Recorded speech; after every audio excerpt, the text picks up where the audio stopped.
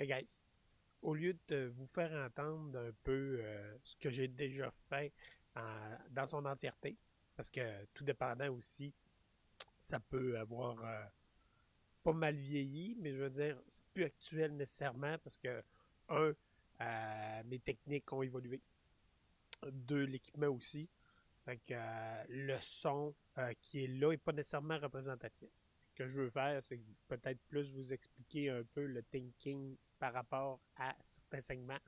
Je vais couvrir tous les segments. Là en premier, ça va être le screen. Quel type de technique que j'utilise pour pouvoir donner un petit peu plus de tonus au screen.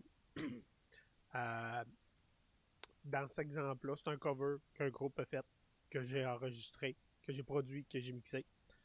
Le chanteur était venu ici dans son booth pour pouvoir enregistrer justement des screams. Fait que là, je vais vous faire entendre l'original seul. Qu'est-ce que je fais comme layers? Layers numéro un, je prends tout le temps la voix puis je la descends d'un ton pour donner un petit peu plus de lows, tout dépendant du type de voix. J'ai un groupe de depth que j'ai fait, que j'ai produit et mixé. Le chanteur avait vraiment une voix gutturale. Fait que c'était pas nécessaire d'y rajouter un layer plus low. Elle était déjà très grasse. Lui, c'est un chanteur qui chante beaucoup plus de la gorge. La technique est moins ici, est moins gutturale, est moins grasse. Fait qu'il fallait que j'y rajoute un peu de tonus. Je vais vous faire entendre seul. Here I go again. I mean, it's so damn hard to come back from the mess that you read. Fait que vous avez entendu, tu sais, la voix est vraiment plus aiguë. Dans ce temps-là, ce que j'ai fait, c'est que j'y rajoute justement un layer de, de- que je prends exactement la même performance, puis je la descends d'un ton. Des fois, je pourrais prendre deux performances différentes, puis vraiment les superposer, mais dans ce cas-là, je ne jugeais pas nécessairement nécessaire de le faire. Écoutez bien ça. Here I go again. I mean, it's so damn hard to come back from the mess that you read. Là, dans cet exemple-là, on l'entend bien comme il faut, la deuxième layer. Mais en contexte, ça vient juste ajouter un peu plus de tonus, puis on ne l'entend pas. Écoutez bien ça.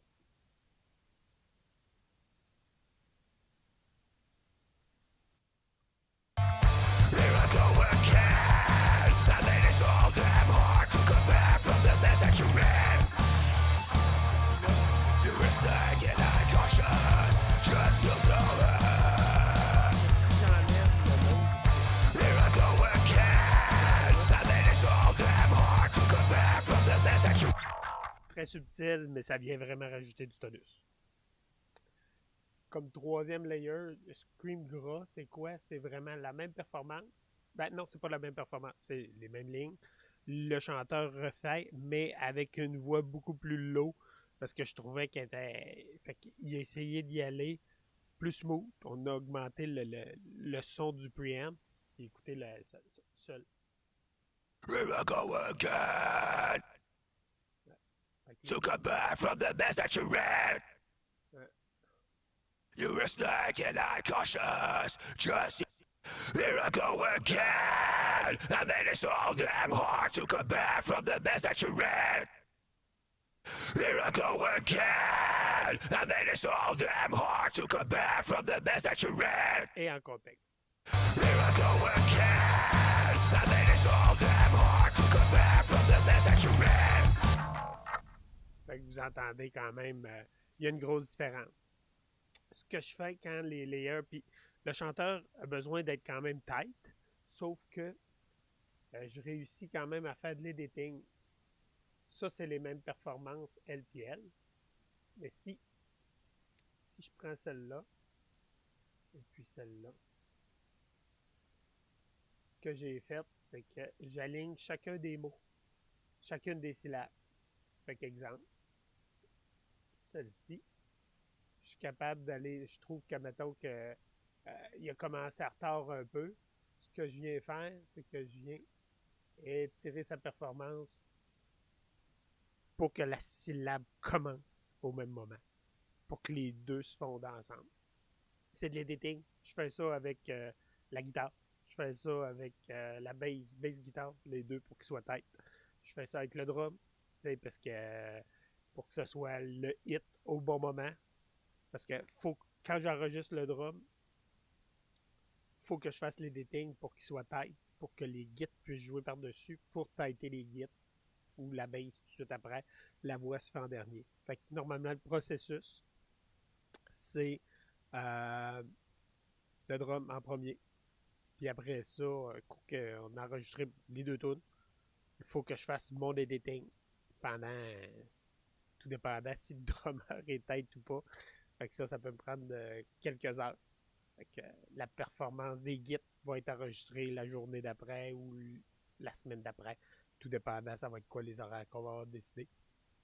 Fait que je vais vous envoyer quelque chose sur le drum. Je vais vous envoyer quelque chose sur la bass.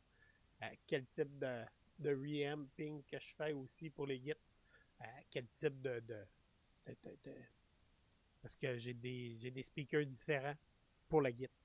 Je vous enregistre live, mais des fois, j'ai besoin d'avoir, tout dépendant dans le contexte, ça peut être, je peux utiliser des speakers différents. C'est pour ça que je fais du reamping. Je fais du reamping de bass aussi parce que j'ai besoin d'avoir plus de low-end. Fait que j'ai mon sub kick mic qui est là. Il était fait homemade, mais qui marche hyper bien. Que j'utilise aussi pour le kick. Fait que quand j'enregistre le drum, je vais vous l'expliquer plus tard. Mais oui, je voulais que vous ayez peut-être un petit contexte là. Je vais vous faire entendre d'autres bouts.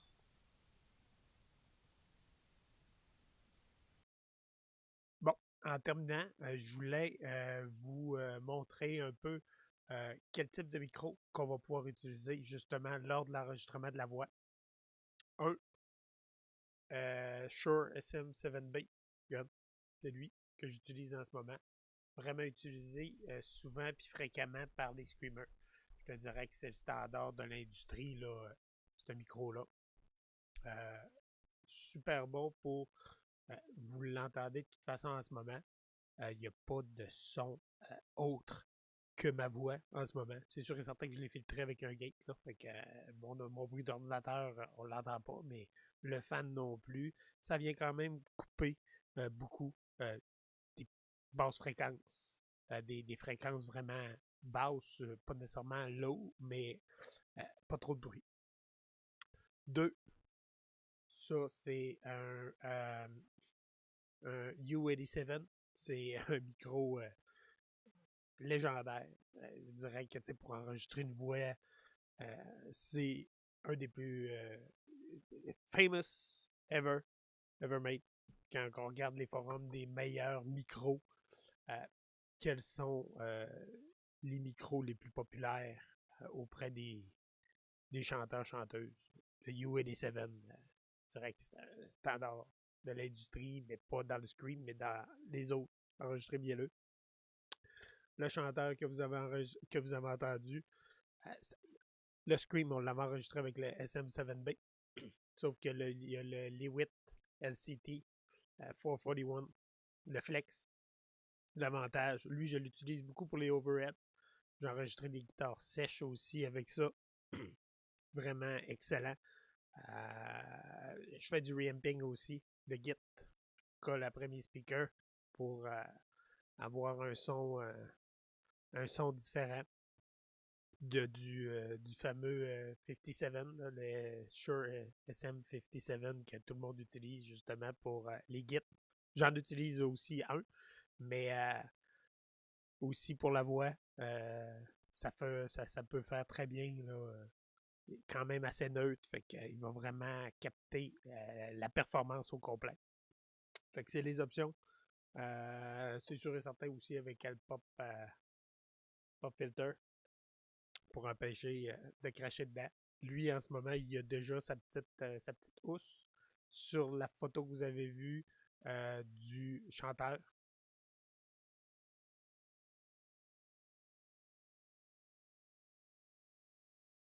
il y a la petite housse du flex qui est dessus directement pour empêcher justement les petits directement dans le micro.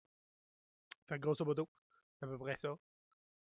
Au cours des prochaines journées, je vais vous envoyer justement des vidéos plus sur. On va couvrir le drum, couvrir du reamping aussi. Quel type de technique que j'utilise. Ça vous intéresse, en tout cas. Antoine, tu me diras si tu veux que j'en envoie d'autres. Là.